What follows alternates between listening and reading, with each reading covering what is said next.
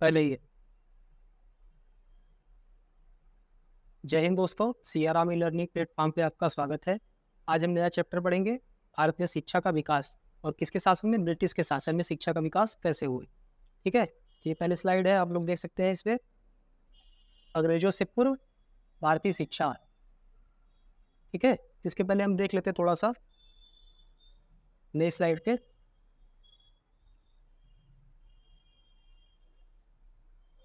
देखिए,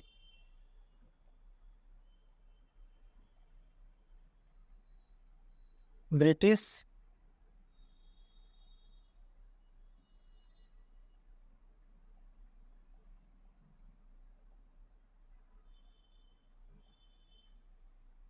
ब्रिटिश भारत, जब मैं ब्रिटिश भारत बोलूंगा तो आप समझ जाएंगे ना कि भारत पे ब्रिटिश का शासन था। ब्रिटिश भारत में शिक्षा का विकास, शिक्षा का विकास।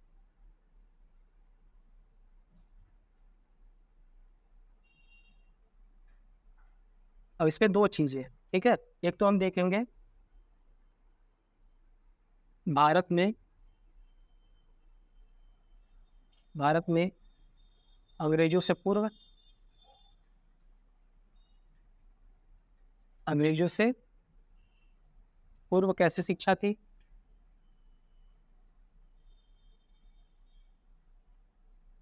ठीक है, और दूसरा देखेंगे ब्रिटिश काल में,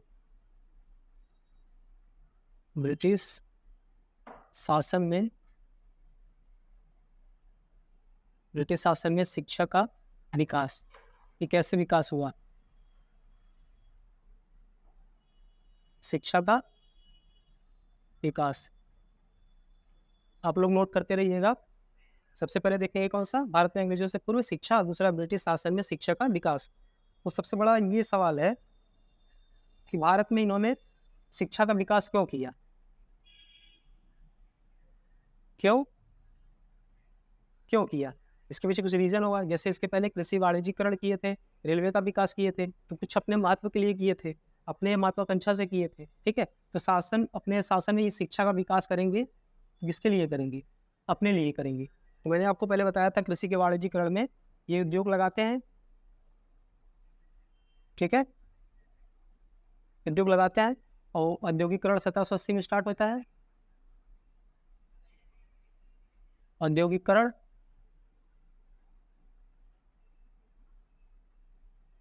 जब ये स्टार्ट होता है, इसके लिए उद्योग के लिए सबसे पहले जरूरी क्या होता है, पूंजी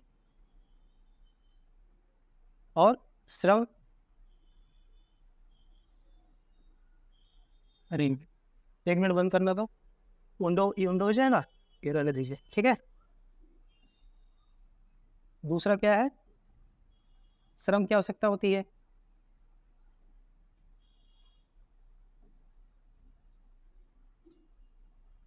और तीसरा कच्चा माल।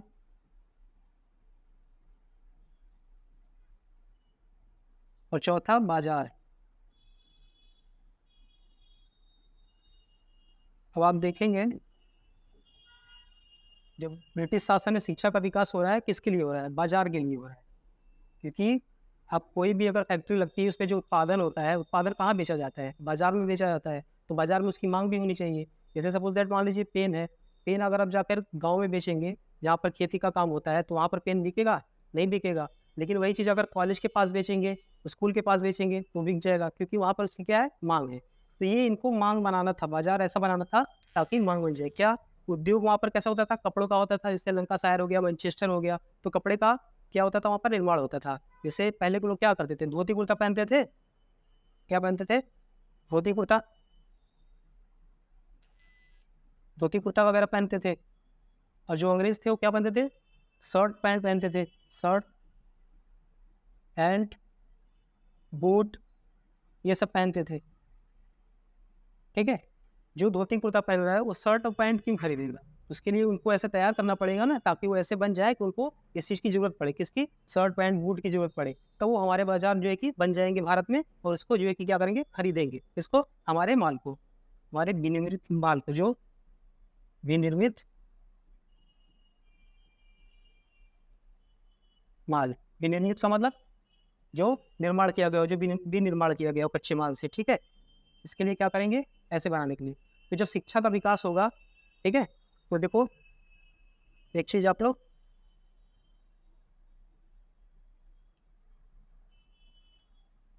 तो ये क्यों कर रहे हैं, इनको ऐसे व्यक्ति की आवश्यकता है, भारत में ऐसे व्यक्ति की आवश्यकता है,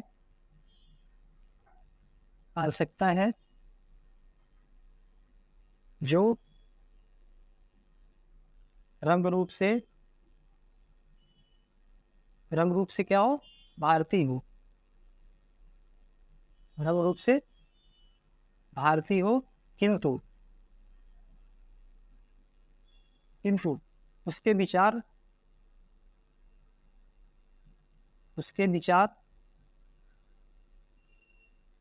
कैसे हो, अंग्रेजी हो,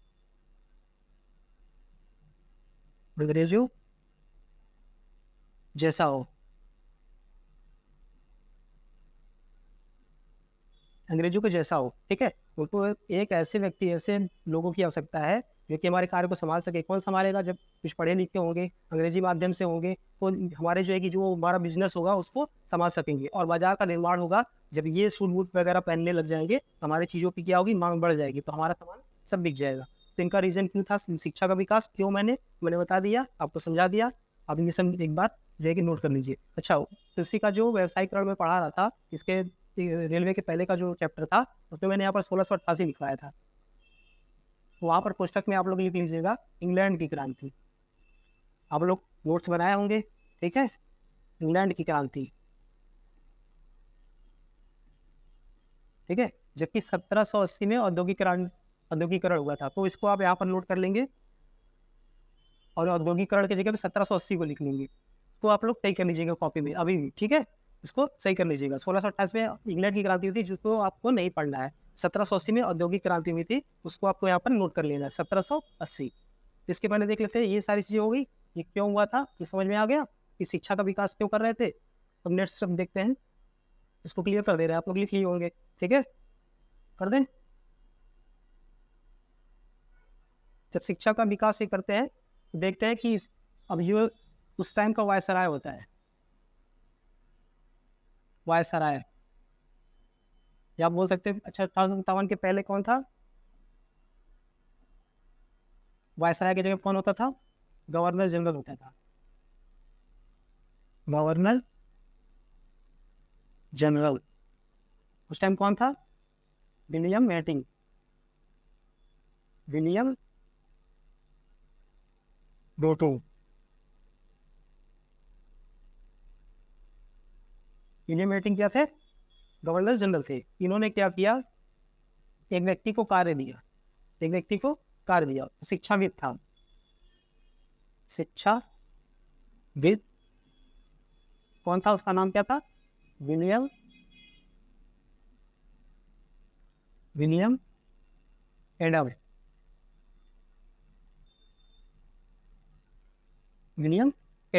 विलियम एडम को कार्य देता है, क्या देता है, आप जो है कि आप क्या कीजिए, बंगाल, बिहार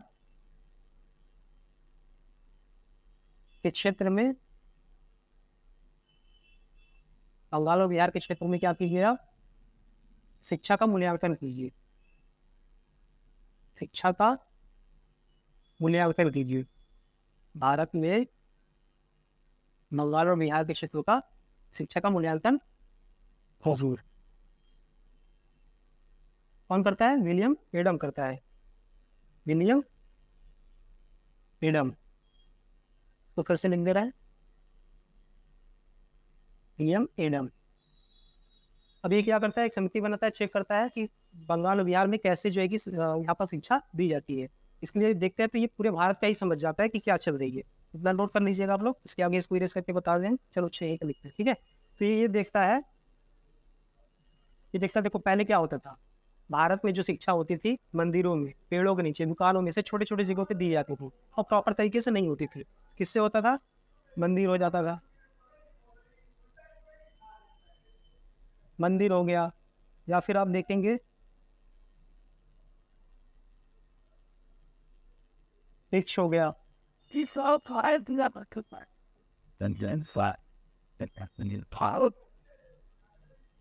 वृक्ष हो गया, ठीक है।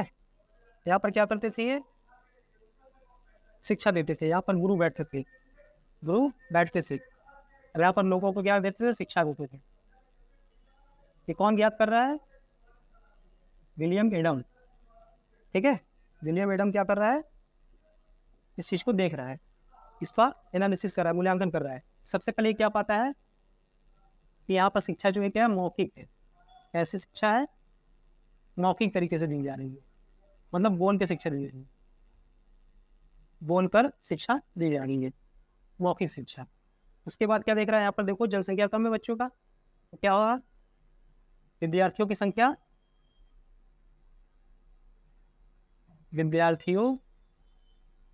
विद्यार्थियों की संख्या कम है। तीसरा देखता है ये, नियमित क्लासेस नहीं चलती है, नियमित कक्षाएं नहीं होती हैं। नियमित कक्षाएं क्यों नहीं होती हैं, जैसे कभी कभी क्या होता है, गांव में फसल कटाई होती थी, फसल की बुआई हो गया,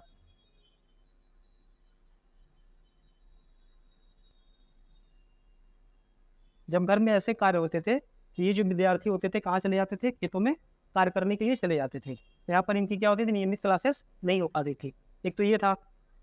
और एक आप देखेंगे पृथक क्लासेस नहीं थी, मतलब पृथक का मतलब अलग, पृथक कक्षाएं नहीं थी।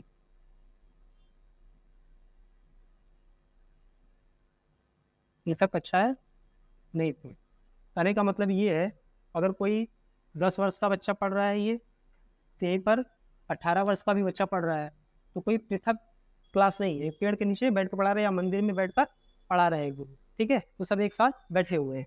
और पांचवा ये देखता है फीस निर्धारण नहीं है, फीस निर्धारण नहीं, फीस निर्धारण नहीं है, क्या क्या मतलब है, अगर जैसे देखोगे अगर कोई गरीब बच्चा है,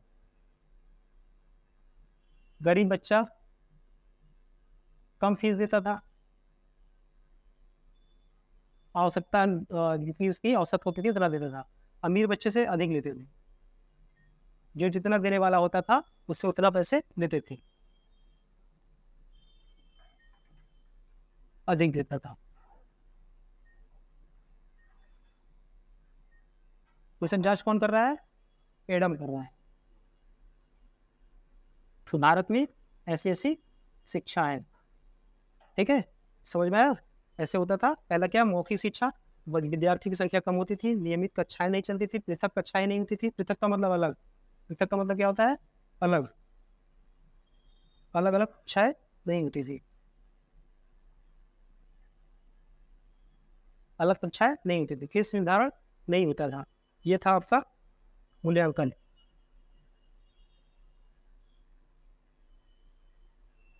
इसके बाद देख लेते हैं, देखो यही चीज इसमें कौन बताता है, विलियम बेटिंग को, विलियम बेटिंग को एडम ये सारी चीजें बताता है।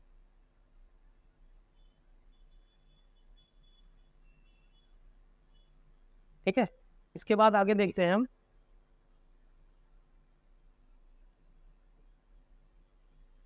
प्राच्यवादी और पाश्चात्यवादी। प्राच्यवादी और पाश्चात्यवादी विवाद होता है। अब प्राच्यवादी और पाश्चात्यवादी क्या है देख लेते हैं। प्राच्यवादी और पाश्चात्यवादी, इसको क्लियर कर दे। उस दिन मैंने बताया था आपको मैप पे, जो इधर रहेगा पूर्व में रहेगा पूर्व के देश कहलाएंगे, जो पश्चिम में रहेगा वो पश्चिम के देश कहलाएंगे, जो उत्तर में रहेंगे उत्तर के देश कहलाएंगे, दक्षिण में दक्षिण के देश कहलाएंगे। तो जो पाश्चात्य शिक्षा है वो पश्चिमी देश से है, पश्चिमी देश होगा। जितने भी पश्चिमी देश होंगे उनका जो कल्चर होगा क्या होगा, पश्चिमी सभ्यता होगा, पश्चिमी सभ्यता। और पश्चिमी सभ्यता जब होगा तो पश्चिमी शिक्षा भी होगा, पश्चिमी शिक्षा। इसी को हम क्या बोलते हैं, पाश्चात्य शिक्षा। पाश्चात्य शिक्षा। पश्चिमी जो देश है, जितने भी पश्चिमी देश आएंगे, यूरोप कहाँ पर आता है, पश्चिम में आता है। तो ब्रिटेन के लोग कहाँ थे, ये पश्चिमी देश के ही थे, ठीक है। तो पश्चिमी देश थे, उनकी क्या थी शिक्षा, पाश्चात्य शिक्षा थी, ठीक है। कैसी शिक्षा थी, पाश्चात्य शिक्षा। पूर्व में कैसी शिक्षा होती थी, प्राचीन शिक्षा होती थी, प्राचीन शिक्षा। इसी प्राचीन शिक्षा को क्या बोला जाता है, प्राच्य शिक्षा बोला जाता है। क्या बोला जाता है, प्राच्य शिक्षा। नोट कर लीजिएगा आप लोग, ठीक है। क्लियर कर दे। अब दोनों में विवाद हो जाता है, पाश्चात्य और प्राच्यवादी में विवाद।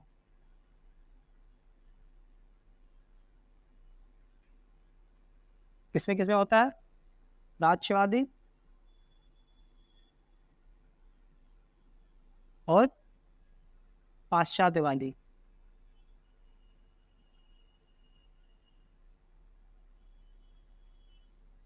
तो दो समर्थक हो जाते हैं, किसमें होता है, कंपनी में। देखो इसके पहले क्या होता है, 1813 का चार्टर एक्ट, इसमें मैंने बताया था मिशनरी आते हैं ईसाई का धर्म प्रचार करने। 1813 के चार्टर एक्ट में, चार्टर एक्ट, इसमें शिक्षा पर बजट आता है।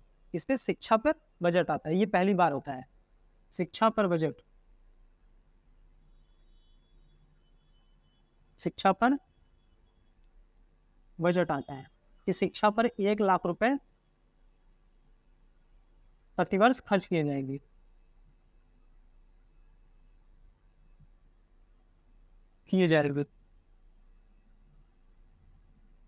कितना, 1 लाख रुपए।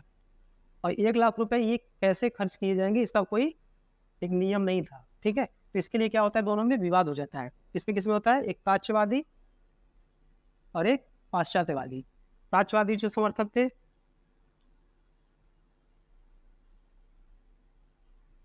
कौन थे, William Jones, William Jones, James प्रिसअप,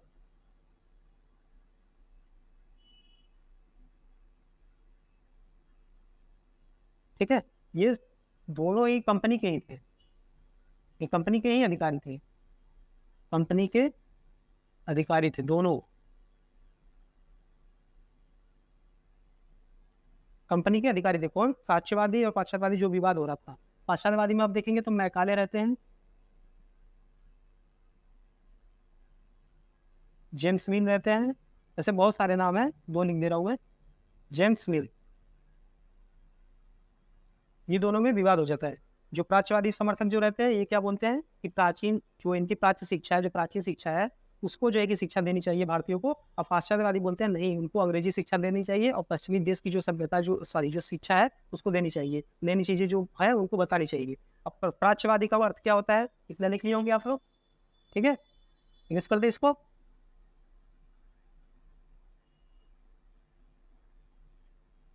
प्राच्यवादी। प्राच्यवादी का अर्थ मैंने बताया, प्राचीन सभ्यता या प्राचीन शिक्षा, प्राचीन शिक्षा। प्राचीन शिक्षा में देखो, जैसे आप देखेंगे दो टाइप होते थे। एक तो होता था संस्कृत में, हिंदी में, ठीक है, ऐसे शिक्षा दी जाती थी। एक होता था फारसी में, उर्दू में, ठीक है। ये कैसी शिक्षा है, प्राच्यवादी शिक्षा है या प्राचीन शिक्षा है। इतना क्लियर हुआ।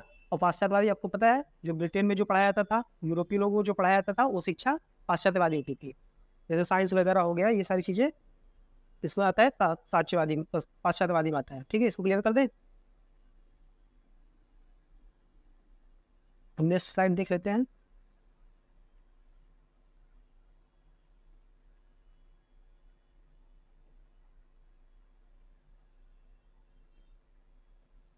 ये हो गया प्राच्यवादी और पाश्चात्यवादी विवाद। अब इस विवाद में जीतता कौन है? विजय किसकी होती है? पाश्चात्यवादी। इसकी विजय होती है पाश्चात्यवादी की होती है। इसमें विजय किसकी होती है? थोड़ा पेन हम कर लें। विजय किसकी होती है? पाश्चात्यवादी। और इसमें विवाद में विजय किसकी विजय होती है? पाश्चात्यवादी लोगों की विजय हो जाती है, जिसमें मैकाले रहते हैं। पाश्चात्यवादी, ठीक है, पाश्चात्यवादी जो लोग रहते हैं उनकी विजय हो जाती है। देखिए इसमें दिया, इस विवाद के बावजूद पाश्चात्यवादी शिक्षा के समर्थकों की बात भारत परिषद स्वीकार कर लेता है। और स्वीकार करने के बाद क्या होता है? 1835 में एक अंग्रेजी माध्यम शिक्षा परिषद का स्थापना कर दिया जाता है। ठीक है, शिक्षा अधिनियम 1835 इधर देख सकते हैं आप, शिक्षा अधिनियम 1835। इसके बाद देखते हैं नई slide.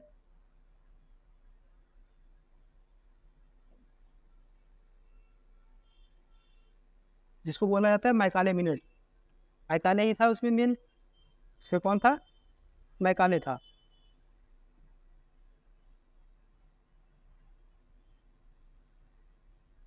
Macaulay minute. Macaulay minute में मैकाले क्या कहता है?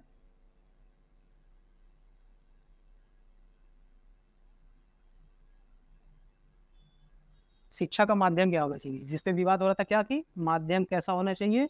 माध्यम में क्या होना चाहिए भैया? अंग्रेजी होनी चाहिए। पूरी शिक्षा किसमें देनी चाहिए? अंग्रेजी में देनी चाहिए। पहला तो ये था। दूसरा, प्रारूप क्या हो? प्रारूप कैसा हो? पाश्चात्यवादी शिक्षा हो। पाश्चात्यवादी शिक्षा हो।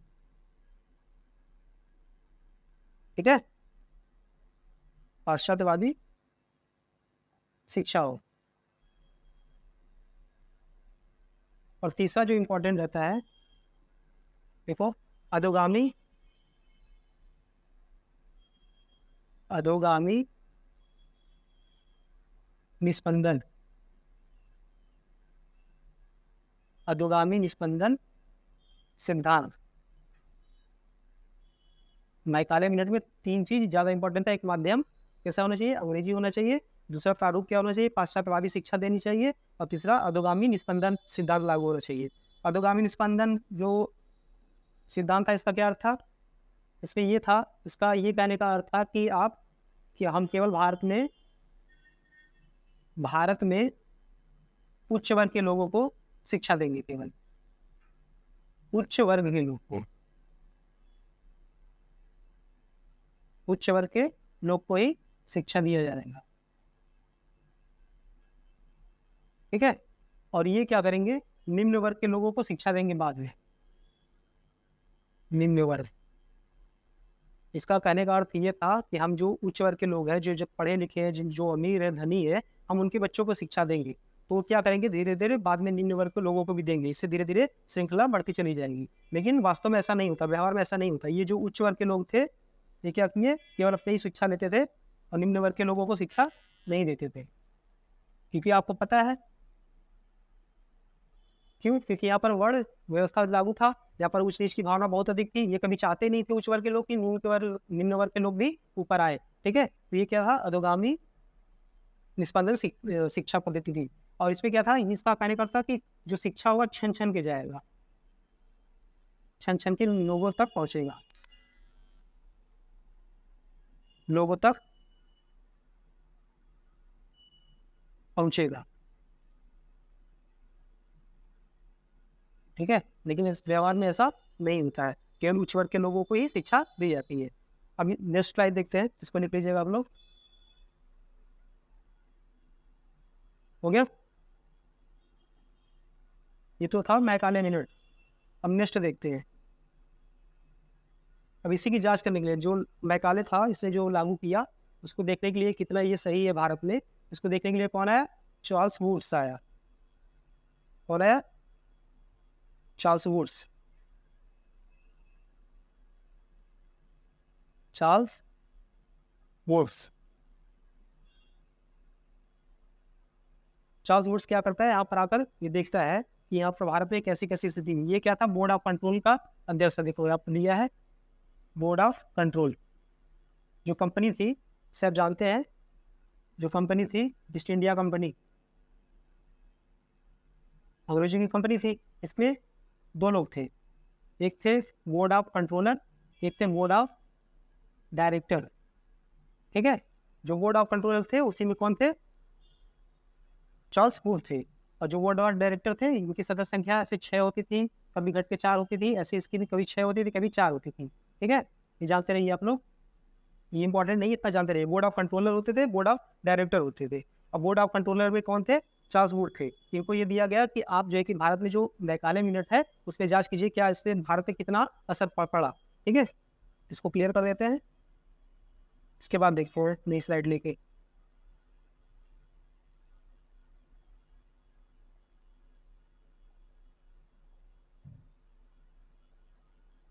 चार्ल्स वुड,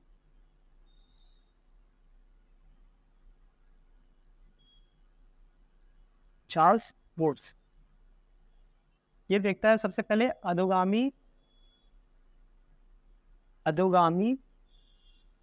निस्पंदन जो सिद्धांत था उसको समाप्त कर देता है। अधोगामी निस्पंदन सिद्धांत को समाप्त क्या कर देता है? समाप्त कर देता है। क्यों करता है? क्योंकि उसको क्या था? जन सामान्य तक शिक्षा पहुंचाना था। जन सामान्य तक, हर लोगों तक, जन सामान्य तक शिक्षा की पहुंच हो। जब सभी तक शिक्षा का पहुंच रहेगा तभी तो इनका बाजार बनेगा, तभी तो ये शर्ट पैंट वगैरह सब इनका खरीद होगा। ठीक है, जन सामान्य तक शिक्षा का पहुंच हो। ठीक है, और तीसरा जो ये था, ये क्या कर दिया था? जो प्राथमिक शिक्षा थी, इसको इसने क्या बोला? स्थानीय भाषा में होना चाहिए। जहाँ के लोग हैं, जैसा उनका भाषा है वैसे ही भाषा में उनकी शिक्षा देनी चाहिए। इसमें प्राथमिक शिक्षा, वो जो पहली प्रारंभिक जो शिक्षा होती है। बी का आप देखेंगे माध्य शिक्षा जो होगी वो कैसा होगा? इसका माध्यम कैसा होगा? अर्ध अंग्रेजी होगा। अर्ध अंग्रेजी होनी चाहिए। ठीक है, स्थानीय भाषा, अर्ध अंग्रेजी, और उसके बाद सी विद्यालय की जो शिक्षा होगी, विद्यालय की शिक्षा ये कैसी होनी चाहिए? ये पूरी अंग्रेजी में होनी चाहिए। देखो चेंज किया इसने, अधोगामी सिद्धांत को समाप्त कर दिया, जिससे क्या हो? जन सामान्य तक शिक्षा पहुंच हो। प्राथमिक शिक्षा कैसी होनी चाहिए? स्थानीय भाषा में होनी चाहिए। जो छोटे बच्चे हैं उनको इंग्लिश तो आती नहीं, तो कैसे सीखेंगे? जब स्थानीय भाषा में होगा तभी सीखेंगे। फिर उसके बाद क्या हो? मध्य शिक्षा, जो माध्यमिक शिक्षा होगी वो आधी अंग्रेजी में रहेगी। ठीक है, फिर तीसरा जो विद्यालय शिक्षा होगा कैसे रहेगा? अंग्रेजी में रहेगा। और चौथा जो इम्पोर्टेंट था, इसमें सबसे पहले महिलाओं के बारे में बात किया गया शिक्षा देने के लिए। सबसे पहले महिलाओं को शिक्षा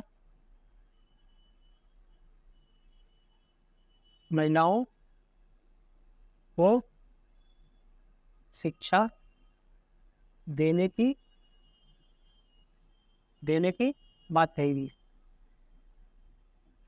ठीक है, ये था ये चार्ल्स वुड का समिति का। ठीक है, ये क्लियर हो गया आपको? मैं बता दें, लिख लिए होंगे आप लोग।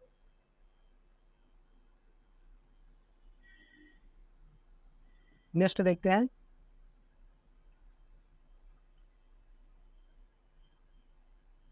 तो वो डिस्पैच हो गया। हंटर आयोग, कौन सा आयोग? हंटर आयोग। हंटर आयोग में क्या होता है, जो शिक्षा था पहले क्या था, केंद्र में शिक्षा, जो शिक्षा होती थी वो केंद्र के लोग का ही अधिकार क्षेत्र में आता था। इसने क्या कर दिया, राज्य को दे दिया। किसको दे दिया? राज्य को दे दिया। किसकी शिक्षा? प्राथमिक शिक्षा। जो राज्य है वो राज्य क्या करेगा, अपनी प्राथमिक शिक्षा अपने अंडर में रखेगा। कैसे विकास करना है, कैसे नहीं करना है, ये सारी चीजें किसके अंडर में आएगी? राज्य के अंडर में आएगी, राज्य के अंतर्गत। और राज्य में कौन क्या करेगा, इसको भी दो पार्ट में बांट दिया। एक तो जिला बोर्ड में कर दिया, अब क्षेत्र का जिला होता था, जिला बोर्ड के अधीन कर दिया कि कैसे शिक्षा होनी चाहिए कैसे नहीं, ये इसके बारे में देखेंगे और वहां पर विकास करेंगे। और नगर पालिका, नगर पालिका के क्षेत्र में दे दिया कि आप क्या करो, जिला बोर्ड के लोग देखो कि कैसे हमारे जिले में विकास करना है, नगर पालिका वाले लोग देखेंगे कि कैसे हमारे गांव में विकास करना है, कैसे अपने शहर में विकास करना है। तो शिक्षा के लिए कौन किया, हंटर ने ऐसे लेकर आया। फिर देखते हैं इसमें, एक तो ये इंपॉर्टेंट था कि इसने साहित्यिक शिक्षा के लिए दो कर दिए इसमें। एक तो पहला साहित्यिक शिक्षा दिया, जो विद्यालय के लोग हैं दो शाखाओं में कर दिया, दो शाखाओं में। एक तो किसमें किया, साहित्यिक शिक्षा में कर दिया, किसने कर दिया, साहित्यिक शिक्षा में। और दूसरा व्यवसायिक, साहित्यिक शिक्षा जो लिटरेचर वाला होता है, और व्यवसायिक शिक्षा ऐसी शिक्षा जिसको आप सीख कर पढ़कर जो है कि क्या करें, आप रोजगार प्राप्त कर सके। जैसे कंप्यूटर के आज के समय में है, वैसे पहले क्या होता था, हस्तशिल्प होता था। जैसे आज पढ़े होंगे पुस्तक कला, तो कागज का काट के बनाना या फिर कोई चीज़ें, नई चीज़ें बनाना, हाथ से बनाना, ये सारी चीज़ें किस में आती थी, व्यवसायिक में आती थी। कि कुछ उसको सीख कर हम क्या करें, अपने कार्य में लग जाए। अधिक अगर नहीं जो पढ़ सकता है, जो आगे नहीं बढ़ सकता है, तो अपना कार्य को देख सके। ठीक है, इसमें 47वें महिला शिक्षा के बारे में, जो अब इसके पहले देखेंगे, चार्ल्स वुड में था। चार्ल्स वुड में शिक्षा की बात कही गई थी महिलाओं को सबसे पहले, लेकिन उससे कमियां रह गई थी, क्योंकि कोई चीज़ पहले आती तो तुरंत हो नहीं जाता है। तो इस पर क्या हुआ, उस पर जो कमियां थी उसको उजागर किया कि महिलाओं को शिक्षा अधिक से अधिक नहीं दिया जा रहा है, उस पर और भी कार्य करने की जरूरत है। और एक देखेंगे आप, क्लियर कर दें, इससे हंटर आयोग से क्या हुआ, भारत में हम जानते हैं 3 प्रेसिडेंसी है, 3 प्रेसिडेंसी होती थी। कौन कौन सा था? पहला बंगाल था, दूसरा बम्बई, और तीसरा मद्रास। ठीक है, 3 प्रेसिडेंसी थी, प्रेसिडेंसी ब्रिटिश भारत में 3 प्रेसिडेंसी थी, बंगाल, बम्बई और मद्रास। आप देखेंगे इन तीनों क्षेत्रों में विश्वविद्यालय की स्थापना होती है, विश्वविद्यालय की स्थापना, विश्वविद्यालय की स्थापना कौन से आयोग में? हंटर आयोग में। ठीक है, नेक्स्ट देख लेते हैं,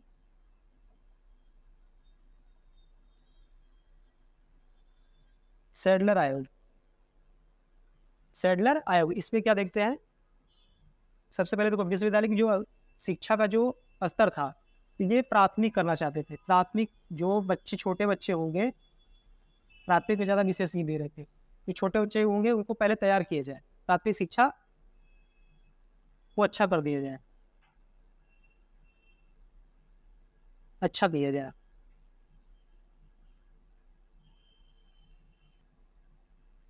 ठीक है, प्राथमिक जो शिक्षा है उसको अच्छा कर दिया जाए। उसके बाद ये देखते हैं, जैसे आप देख रहे हैं ना कि कक्षा 12 तक पढ़ने के बाद हम विश्वविद्यालय में जाते हैं या विद्यालय में जाते हैं। इसके पहले जो स्कूली शिक्षा होती है हमारी, ठीक है, विद्यालय में जाते हैं, पहले 12 तक पढ़ लेते हैं। ये कहाँ से आया? सैडलर आयोग से आया। पहले हम 10 तक पढ़ेंगे, फिर 11वीं 12वीं पढ़ेंगे, उसके बाद हम क्या करेंगे, उच्च शिक्षा लेंगे। कैसे शिक्षा लेंगे?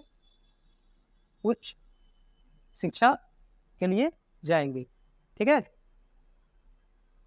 और इसमें देखो जो 5वां है इंपॉर्टेंट, महिला शिक्षा पे, प्रायोगिक विज्ञान पे और तकनीकी पे। ठीक है, टेक्निकल और टेक्निकल जो चीज़ें होती है उन पे जो है कि विशेष ध्यान दिया गया। कौन सा आयोग में? सैडलर वाले में। उसके बाद नेक्स्ट देख लेते हैं आटोम समिति। आटोम समिति में ज़्यादा कुछ नहीं है। इसमें क्या था, जो शिक्षा का स्तर था उसको जांच करने के लिए आया था। स्कूल कॉलेज जो थे, स्कूल हो गया, कॉलेज हो गया, ये सही ढंग से कार्य नहीं कर रहे थे। ये क्या कर रहे थे, सही ढंग से कार्य नहीं कर रहे थे। तो इनको जो है कि इनका मानक ज्ञात करने के लिए आया था।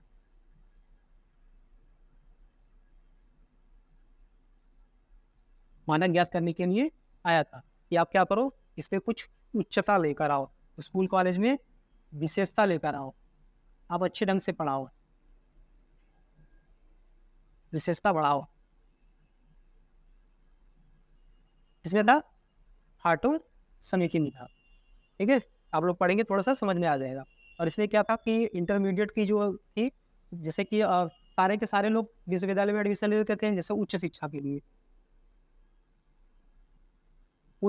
के लिए ये सभी विद्यार्थी जा रहे थे, उन पर रोक लग गया कि जो पढ़ने वाले बच्चे हैं केवल वही जाए, केवल पात्र जो पढ़े लिखे, जो अच्छे पढ़ने में हो, वही जो है कि उच्च शिक्षा के लिए एलिजिबल हो। ठीक है, बाकी बच्चे क्या करें, बाकी बच्चे शिक्षा लेने के बाद क्या करें, व्यवसाय करना स्टार्ट कर दे, व्यवसाय करना शुरुआत करें।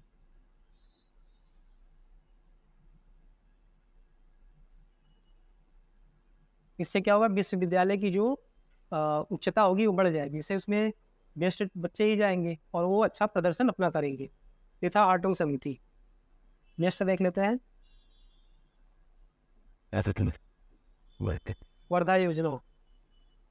वर्धा योजना क्या था, ये गांधी जी के उसमें आया। देखो, एक हरिजन पत्रिका थी, हरिजन लिखते रहे ना आप लोग, हरिजन पत्रिका इनकी आती थी।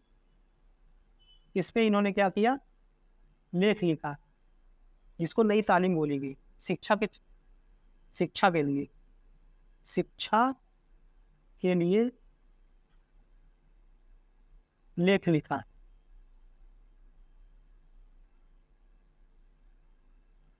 इसके लिए शिक्षा के लिए लेख लिखा, उसी को क्या बोला गया, नई तालीम बोली गई,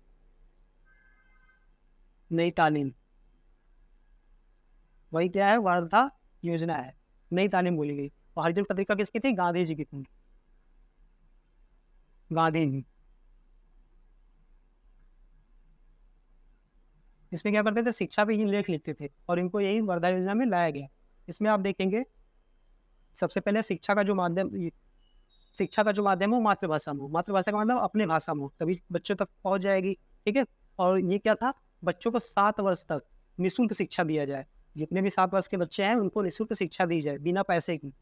और इस दौरान दी जाने वाली शिक्षा कैसे होनी चाहिए, हस्तशिल्प होनी चाहिए और उत्पादक कार्य पे होने चाहिए। जैसे कहने का मतलब हस्तशिल्प मैंने बताया, हाथों से बनाने वाली चीज़, जिससे कि व्यवसाय आगे कर सके। और कृषि में उत्पादन के क्षेत्र में जैसे कृषि चीज़ के लिए जो है पढ़ाया जाए, जिससे कि कृषि में उत्पादन कर सके। ये सारी चीज़ें थी। इसके अलावा इसने क्या किए थे, पर्यावरण पे इन्होंने जोर दिया था कि हमारा पर्यावरण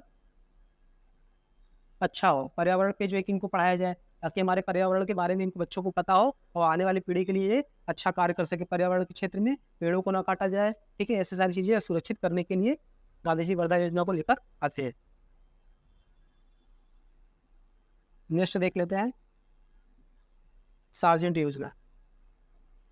इसमें भी देखो उसी से मिलता जुलता लगभग है। ठीक है, सबसे पहले ये सार्जेंट योजना में क्या होता है, 3 से 6 वर्ष के जो बच्चे हैं उनको पूर्व माध्यमिक शिक्षा दी जाएगी।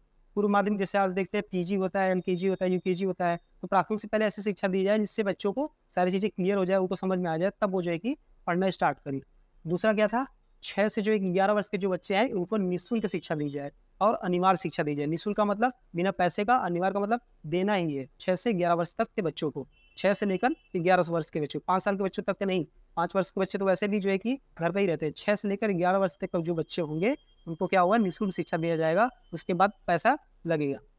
उसके बाद देखेंगे 11 से 17 वर्ष के जो बच्चे हैं उनको कुछ चयनित बच्चों को क्या करना चाहिए, हाई स्कूल और उच्च माध्यमिक शिक्षा में लेकर जाना चाहिए। जैसे कुछ चयनित का मतलब ये जो पढ़ने में बच्चे अच्छे हों उनको ही हाई स्कूल में, इंटर में लेकर जाना चाहिए। बाकी बच्चों को जो है कि व्यवसाय सिखाकर उनको छोड़ देना चाहिए ताकि वो अपना कार्य कर सके, क्योंकि आगे पढ़ने से मतलब नहीं है जो बच्चे पढ़ने लायक नहीं है।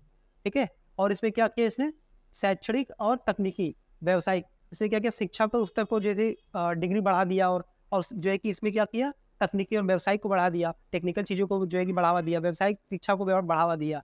और इसका एक ये था कि 20 वर्षों तक जो है कि निरक्षरता जो है वो समाप्त हो जाए। कहने का मतलब है जो 20 वर्ष के अंदर अंदर जो लोग मतलब इलिटरल है, जो पढ़े लिखे नहीं है, 20 वर्ष तक ऐसा कर दिया जाना चाहिए जिससे कि सारे लोग शिक्षित हो जाए, निरक्षरता समाप्त हो जाए और क्या हो, लोग शिक्षित हो जाए। पहले लोग बहुत अशिक्षित थे, ठीक है, तो उनको क्या करना चाहिए, शिक्षित बनाने के लिए इसका कार्य था कितने वर्ष में, 20 वर्ष तक। ठीक है, ये आपका लास्ट था। आज एक क्लास यहीं पर खत्म होता है, फिर अब देखेंगे नेक्स्ट क्लास। ये आज का जो शिक्षा का विकास जो चैप्टर था ये पूरा का पूरा खत्म है। ठीक है, इसके आगे नेक्स्ट चैप्टर देखेंगे। धन्यवाद।